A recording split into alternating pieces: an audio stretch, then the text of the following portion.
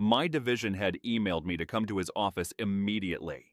Michelle, after 22 years, we're outsourcing your entire function, he stated coldly. Your last day is Friday.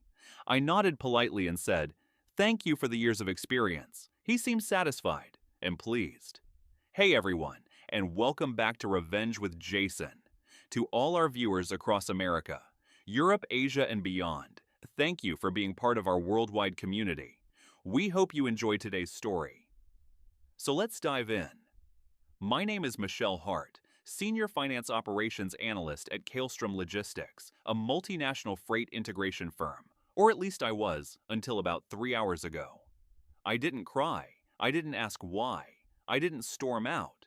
I walked back to my desk, picked up the photo frame with my daughter's graduation picture, and quietly logged off the company system like I was just going on a long weekend. But something about the meeting kept gnawing at me.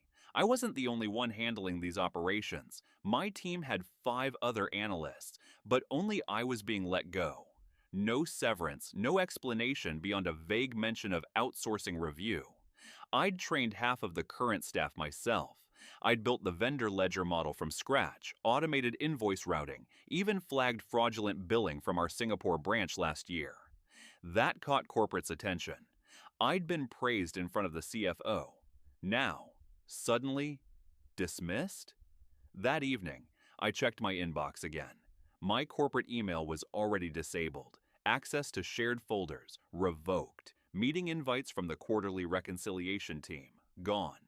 Even the team group chat, archived. I texted Vaughn, our AP director, and someone I used to have lunch with twice a week. Did something happen? Should I be aware of anything? He replied with just one line. It's best we don't discuss this. I'm sorry. Something was off. Not emotional, just inconsistent. Disconnected. By midnight, I couldn't sleep. I opened my home laptop and logged into my old work files through the legacy VPN. Most employees didn't know the backdoor access still worked if you had the original token credentials. I'd set it up myself when we moved to remote in 2020. I wasn't planning anything illegal. I just needed closure. I opened the Q2 vendor payment logs. In the approved column, I noticed something odd. A payment to DFR Holdings, a name I'd flagged 2 months ago due to incomplete documentation. That entry had been marked on hold by me, but now it was not only cleared, it was approved in full. Date, 5 days ago. Approver, Michelle Hart. But I never approved it. My pulse tightened. I leaned forward and clicked on the audit trail. The user ID looked like mine, but the timestamp was 2:43 a.m. on a Sunday. I wasn't even home. I was with my daughter at the emergency clinic that night. This wasn't a layoff, this was a cover-up. But for what? Like, share, comment, and subscribe if you're ready to uncover the truth with me. I stared at the screen, motionless. My hands hovered above the keyboard, cold with disbelief. Someone had used my credentials at 2:43 a.m. to authorize a payment I had deliberately flagged as suspicious. That wasn't negligence, that was calculated, and it meant someone inside the company needed me out of the system. The more I scrolled, the clearer it became. DFR Holdings had received 4 payments over the last 6 weeks, each one just below the internal audit threshold of $50,000, just low enough not to trigger automatic compliance review. But here's the problem. DFR Holdings didn't exist in our official vendor registry. The EIN was a placeholder. Their address? A co-working space in Denver, one that had been closed since 2021. Whoever created this was smart. Sloppy enough for someone like me to notice, but careful enough to make sure no one else did. Unless that was the point. I opened an archived internal memo from 6 months ago, the one where I raised early concerns about fragmented routing slips between our Houston and Manila branches. I'd copied Vaughn Compliance and IT Security. None of them had responded. I remembered Vaughn brushing it off in the elevator. These things always work themselves out, Michelle. Don't worry about red tape. He was usually sharper than that. Too sharp. Was he protecting someone, or was he in on it? I pulled out a legal pad and began to sketch the structure. At the top, DFR Holdings. Below that, 4 subsidiaries we'd paid. Different names, different regions, but with eerily similar invoice formatting. All payments authorized using either my name or the system accounts I'd configured when the offshore team was onboarded. I thought back to the strange IT audit request I got 2 months ago. They'd asked me for admin-level password logs, said it was part of a routine security compliance drill. I'd handed over a folder containing access credentials, all hashed and encrypted. No one followed up. But if someone had decrypted those credentials, they could have impersonated my login without ever setting off alerts. Then a memory hit me. 3 weeks ago in the break room, I overheard a conversation I didn't think much of at the time. Vaughn talking to someone I didn't recognize. Low voice, tense body language. "She's already asking questions," the man had said. And Vaughn replied, "Then we'll make sure she has a reason to stop." At the time, I assumed they were talking about a vendor escalation. Now, I wasn't so sure. I opened LinkedIn hoping to distract myself. That's when I noticed something new. My position at Kaelstrom Logistics was already updated. Former senior finance analyst. I hadn't made that change. I clicked on the edit history. The update had come from an IP address inside Kaelstrom HQ at 9:17 p.m. while I was making dinner. They were erasing me before I could fight back.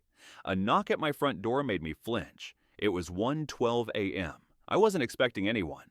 I stood completely still, heart thudding in my throat, listening. Then, another knock. Firm, deliberate. I quietly stepped toward the peephole, barely breathing. A man in a Kaelstrom security badge stood there. He wasn't supposed to know where I lived. "Ms. Hart," he said, speaking into the door, "we need your company laptop now." I hadn't even packed it yet. I didn't open the door. Instead, I stepped back silently, heart pounding in my chest like it wanted out. The laptop he wanted was still in my home office, powered off, untouched since the day I walked out. But now, it felt like the most dangerous object in my house. I whispered, "No," to no one, then louder, to myself. "You don't come to someone's house at 1 a.m. for a laptop, not unless you're hiding something." Another knock, sharper this time. "Ms. Hart," he repeated, more insistent, "this is a final request before escalation." I backed away, phone in hand, ready to call 911, but something stopped me. Escalation. That wasn't a word he used by accident. He wasn't bluffing, and if I made this public too soon, whatever I was starting to uncover might vanish, or worse, be pinned on me completely. So instead, I pulled up the contact list and hit the number of the only person I could trust right now. Owen. We hadn't spoken in a year. Not since I found out he was engaged. But Owen wasn't just my former fiancé. He was also the company's former cybersecurity lead, the same one who got fired quietly last year after reporting irregular data manipulation to the board. He picked up on the third ring. "Michelle," he said, groggy. "It's the middle of the—" "I need your help," I whispered. "Now, someone's at my door." From Kaelstrom silence. "They're here for my laptop. I think I'm being set up." Another beat of silence. Then, "Do not give it to them." "Do you still have the internal hard backup?" "Yes." "Then pack everything. Right now, you've got 10 minutes. I'll send you an address. Don't use your car. Uber only. Pay in cash." He hung up before I could answer. I exhaled shakily and moved fast. Grabbed the laptop, the hard drive, the pad of notes, a few printed invoices I hadn't shredded yet. I stuffed everything into a worn leather tote and slipped out the back door barefoot. It was raining. 20 minutes later, I was in a stranger's Toyota Camry, driving across town under a false name. The driver barely spoke. I liked that. Owen's safe address turned out to be a commercial storage unit, top floor, remote side of the city. I buzzed twice like he told me. The door opened. Owen looked different, leaner, a little more hardened, but his eyes were the same, sharp, searching, focused. "Come in," he said, "quick." Inside, it looked like a hacker's war room. 3 monitors, walls lined with cables, signal blockers, coffee-stained printouts of Kaelstrom's org chart. He locked the door behind me. "You were right," I said. "They forged my login. The vendor name's fake. The payments were routed through subsidiaries I never touched." Owen didn't seem surprised. "They started laying the trap months ago," he said. "Right after you flagged that Singapore billing. I warned you." "Warned me?" I asked, confused. He turned the monitor toward me. A folder popped open. Project Blue Net. Subfolder. Employee Behavior Reports. Inside were files tagged with names I recognized. Mine, Vaughn's, 3 former finance heads, and a name I hadn't seen in years. Gail Hart, my mother. She died in 2004. She never worked at Kalestrom. I stared at the screen. What is this? Owen looked at me carefully. You were never supposed to work there, Michelle. You were watched from the start. Before I could respond, a red alert flashed on his screen. Intrusion detected. System breach. Remote access attempted. Owen's voice dropped. They know you're here. He grabbed a burner phone, pressed it into my hand. If we stay here, we're dead. We ran. No plan, no bags, just the drive, the bailata. The burner, and the weight of something I didn't yet understand pressing harder by the second. Owen killed the lights, yanked the side door open, and we slipped down a back stairwell that stank of mildew and rust. Whose name did you see? He asked as we ducked into the alley behind the storage unit. I hesitated. My mother's. He exhaled. Then it's worse than I thought. A silent black SUV cruised past the mouth of the alley. Headlights off, windows tinted. Owen tugged me deeper into the shadows. Michelle, he said, keeping his voice low. Your mother. She worked for the pre-merger parent company. Back in the 90s. She was an internal asset, unofficial, off the books. She discovered a pipeline, money laundering through fabricated shipping routes tied to political donations. Then she disappeared. No, I said instantly. She died. Car accident. I was 16. She died, he repeated, after reporting something she wasn't supposed to find. The police never released full details. And the car? Tampered brakes. It was written off as mechanical failure. No formal investigation. I felt the air leave my lungs. He wasn't lying. And deep down, I already knew. My mother always told me to never work for people who don't mind watching you bleed slowly. I thought she was being poetic. Now it sounded like a warning. We caught a ride through a rideshare account Owen claimed was untraceable.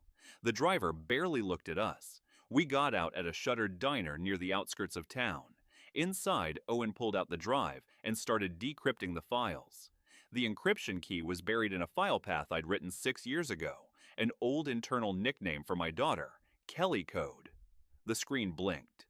Folder, Red River Transport Subsidiary Reports.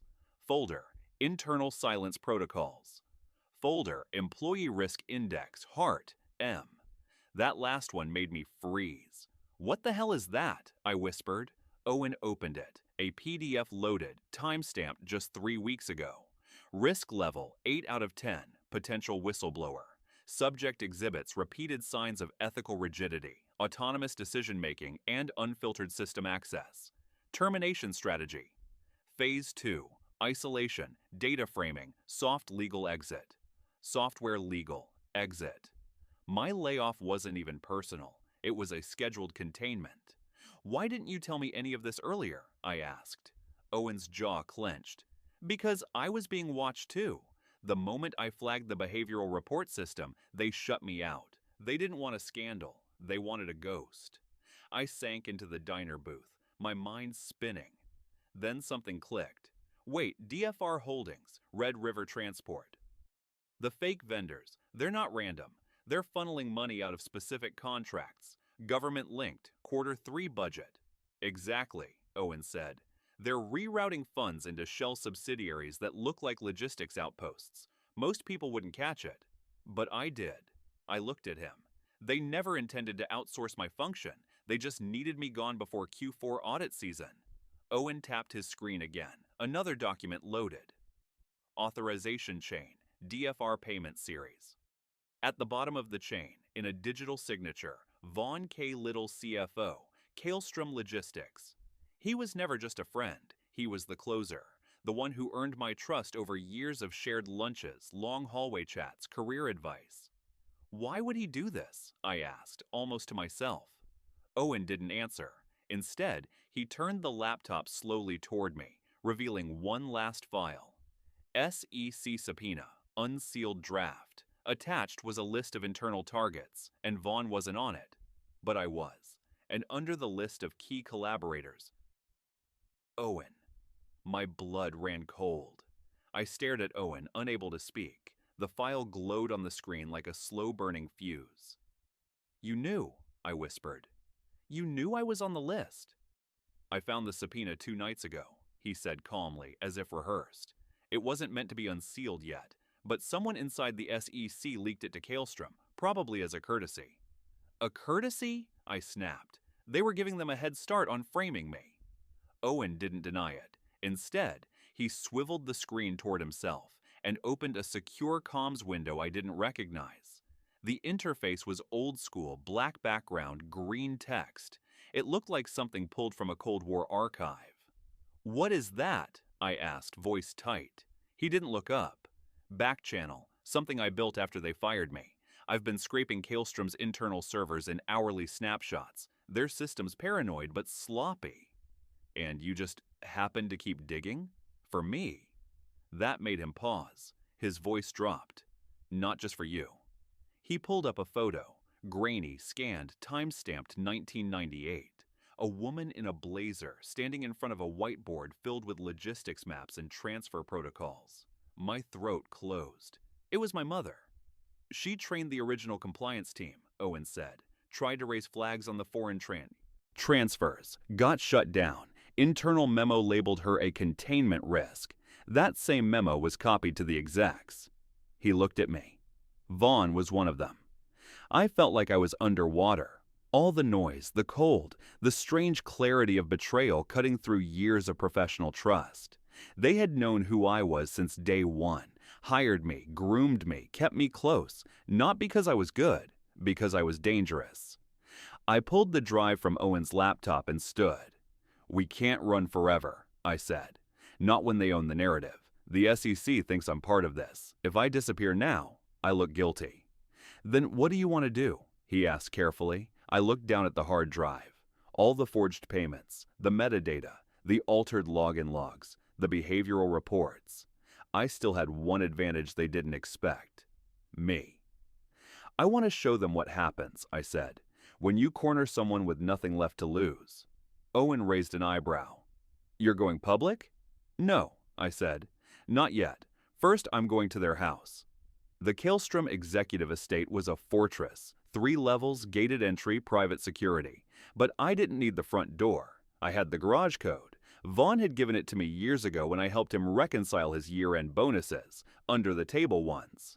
I slipped in just after 3:15 a.m. as his household lights were dimming. Quiet shoes, gloves, flashlight off. I found him in the study, still awake, scrolling on a tablet, sipping from a glass that wasn't his usual whiskey. He didn't hear me until I spoke. "You really should have chosen someone else." He jolted upright. "Michelle, what the hell?" "Save it," I said, stepping forward. "I know about the shell vendors, the offshore laundering, the behavioral tracking reports. I know you used my credentials. I know you framed me." He stood, eyes flicking toward the desk drawer, probably where he kept the weapon. "You're making a mistake." "No," I interrupted. "You did. You underestimated me. You thought I'd fold, that I'd walk away, like my mother did." His face twitched. "You're bluffing." I tossed the drive onto the table. "Take it, burn it, replace it, it doesn't matter. Copies already went out. Section FBI, 2 journalists, and if anything happens to me, those files hit the front page of every outlet before sunrise." He was silent.